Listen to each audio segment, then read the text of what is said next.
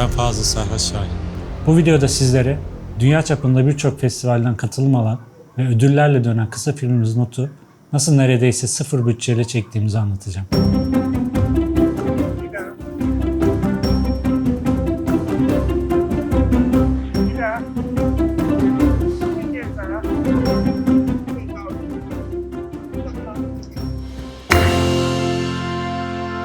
Kısa filmler neden çekilir? Genelde yönetmenlik becerileri sergilemek, prestij kazanmak, çevre ve network oluşturmak ya da yeni bir anlatım, yeni teknik denemek gibi birçok farklı nedenlerle kısa film çeken vardır. Ben yaptığım ticari işlerin yanı sıra kendi dünyamdan bir şeyler üretmek, yaratıcı yanımı da beslemek, dünyaya dair dertlerimi kendi perspektifimden yansıtmak istedim. Ayrıca bağımsız yaratıcı işlerin aşamaları, buna kafa yormak, bir araya gelmek, öncesi, sonrası, herhangi bir dönüş olmasa bile manevi olarak çok fazla tatmin edicidir. Bekle, aynı şeyi bir daha yapıyoruz, aynısı. Koşuyorsun, aynı yer. Çığlık at. Ama sendeyiz. Devam et, devam. Şimdi arıza geldi işte bak.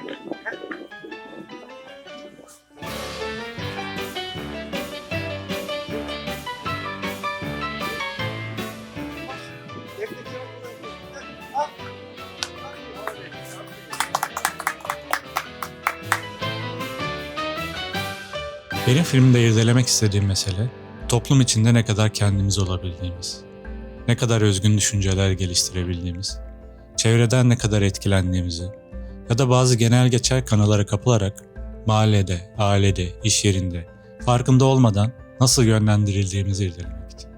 Bu soruları doğrudan sormak yerine izleyiciyi düşünmeye sevk edecek bir metafor aradım. Ve o metafor bilinmeyen bir yerden gelen notlar oldu. Bu aynı zamanda hikayeyi ilerletmek için bir MacGuffin.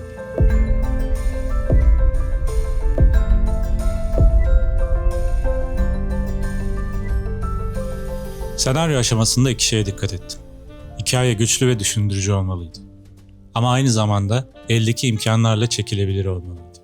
Yani çok uçuk kaçık senaryolar düşünebilirsiniz ama bunlar teoride tatbik edilebilir olmadığı zaman yorulur ve daha başlamadan bırakabilirsiniz.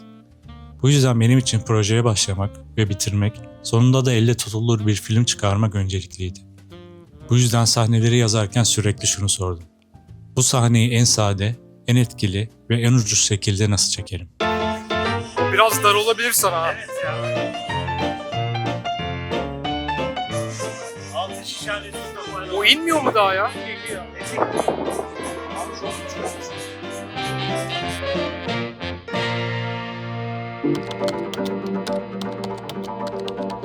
Storyboard hazırlarken profesyonel bir çizerden destek alabilir ya da storyboard uygulamaları kullanarak kolayca storyboard oluşturabilirsiniz. Ben biraz daha farklı bir şey denedim ve görselleri yapay zeka ile ürettim. Eğer hiç bütçeniz yoksa en zor şey insanları bir fikrine ikna etmek ve belli bir zaman diliminde ortak boş zamanı bulup o işe gönüllü insanları bir araya getirmektir. Hatta birçok yönetmen ilk filmlerinde arkadaşlarını, akrabalarını, tanıklarını oynatmıştır. Ben bu işe gönüllü insanlar tanıdığım için şanslıydım ve yıllardır tanıdığım, bu işe gönül vermiş arkadaşlarla yola çıktım. Zaten hepsiyle daha önce başka projelerde de çalışmıştık. Bir kısa film çekerken ihtiyacınıza göre çeşitli yerlerden ekipmanlar kiralayabilirsiniz. Ben yine bütçeyi mümkün olduğu kadar düşük tutmak için elimde hangi ekipmanlar varsa onları kullandım. Filmde kullandığımız ekipmanlar, bu benim makinem Fuji X-T5. Üzerinde 16-80 bir lens var.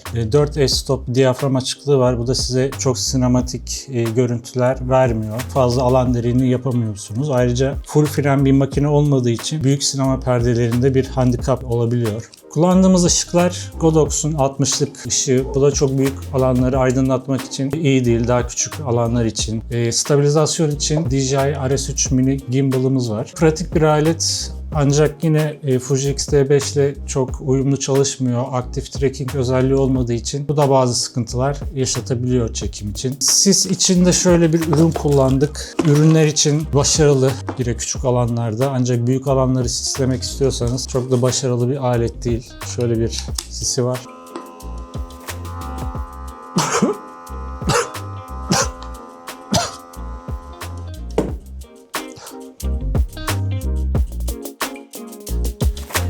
Oyuncuların ve ekibin bir kısmı şehir dışından, hatta yurt dışından geldiği için çekimi 3 günde bitirmemiz gerekiyordu. Çekimlerin çoğu dış mekanlarda ve yaz ayındaydık.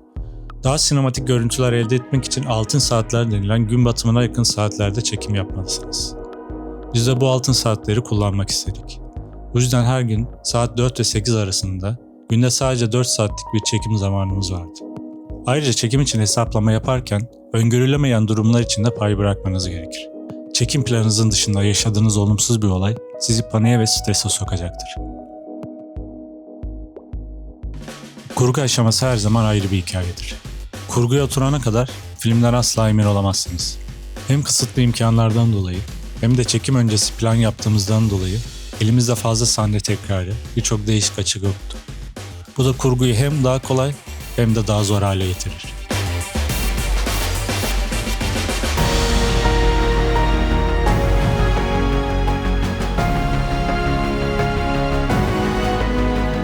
Tüm bu süreçten sonra filmimiz birçok uluslararası festivale seçildi ve ödül kazandı.